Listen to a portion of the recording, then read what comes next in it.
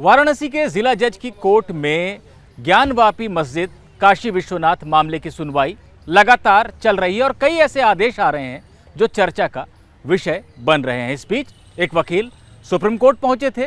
उनका ये कहना था कि ये पूरी की पूरी सुनवाई गलत है, सुप्रीम कोर्ट के पुराने आदेशों के विरुद्ध है, सुप्रीम कोर्ट इन्हें निरस्त कर दे। वकील की दलील क्या थी और सुप्रीम कोर्ट ने उनसे क्या कहा, ये सब कुछ लीगल विद सहगल में।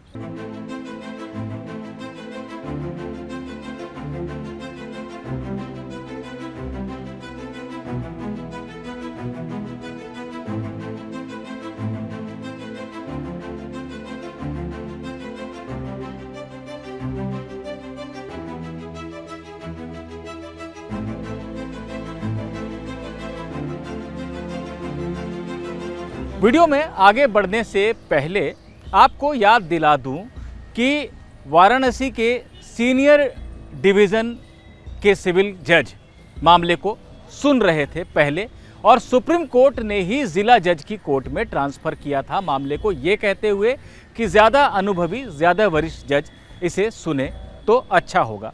मई के महीने में एम कश्यप नाम के वकील ने ये याचिका दाखिल की थी जिस पर आज सुनवाई हुई है, ये कहते हुए कि सुप्रीम कोर्ट के कुछ पुराने आदेश थे जिनका उल्लंघन कर पूरी सुनवाई हो रही है। मई के महीने में भी मैंने बात की थी एम कश्यप से और आज जब उनकी याचिका पर सुप्रीम कोर्ट ने कुछ आदेश दिया है, बल्कि यूं कहें कि उसे सुनने से मना किया है, तो आपको इस वीडियो के ज़रिए मैं जानकारी दे रहा हूँ।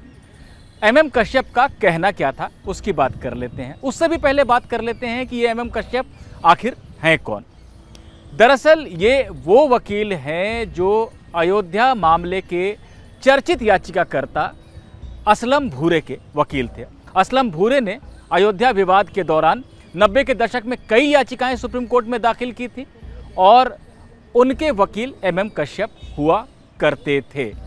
अब कश्यप साहब ये दावा कर रहे हैं कि 1993, 95 और 97 में 3 बार सुप्रीम कोर्ट ने असलम भूरे की याचिकाओं पर यह आदेश दिया कि काशी में और मथुरा में जो मंदिर और मस्जिद है उसकी वर्तमान स्थिति यानी यथास्थिति को बनाए रखा जाए। दरअसल उस दौरान जब बाबरी ढांचे का विध्वंस हुआ था अयोध्या में, तो कई याचिकाएं दाखिल हुई थी जिनमें यह अंदेशा जताया गया था कि ऐसा ही कुछ वाराणसी में और मथुरा में भी हो सकता है। उस दौरान सुप्रीम कोर्ट ने यह कहा था कि वहां पर यथास्थिति रहनी चाहिए।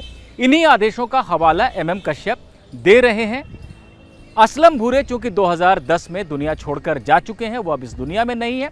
ऐसे में कश्यप ने मई के महीने में यह कहते हुए याचिका दाखिल की थी कि उनका यह दायित्व है कि सुप्रीम कोर्ट को 90 के दशक में दिए 3 पुराने फैसलों की वो याद दिलाएं और कहें कि अगर कोर्ट ने यथास्थिति के लिए तब कहा था तो अब अगर सुनवाई हो रही है वाराणसी की कोर्ट में तो वो सही नहीं है, वो सुप्रीम कोर्ट के ही आदेशों के विरुद्ध है। कुछ महीने निकल गए और अब सितंबर के महीने में जाकर मई में दाखिल हुई याचिका सुनवाई के लिए लगी जस्टिस DY चंद्रचूड़ और जस्टिस हिमा कोहली की बेंच के सामने। जस्टिस चंद्रचूड़ की ही अध्यक्षता वाली बेंच ने इससे पहले सीनियर डिवीज़न सिविल जज से मामला जिला जज के पास ट्रांसफ़र किया था और ज्ञानवापी से जुड़े तमाम मामले उनके पास ही आ रहे हैं। कई मामले ज्ञानवापी से जुड़े ऐसे आए जहां पर कि याचिकाकर्ताओं ने अलग अलग मांगे की और हर बार जस्टिस चंद्रचूड़ ने उनसे कहा कि या तो आप ये बात जाकर जिला जज की कोर्ट में रखिए या फिर हाई कोर्ट में रखिए, किसी भी याचिका की सीधे सुप्रीम कोर्ट सुनवाई नहीं करेगा।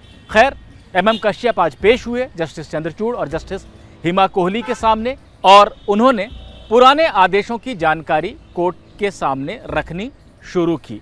इस पर जजों ने कहा कि हम सीधे कोई सुनवाई नहीं करेंगे।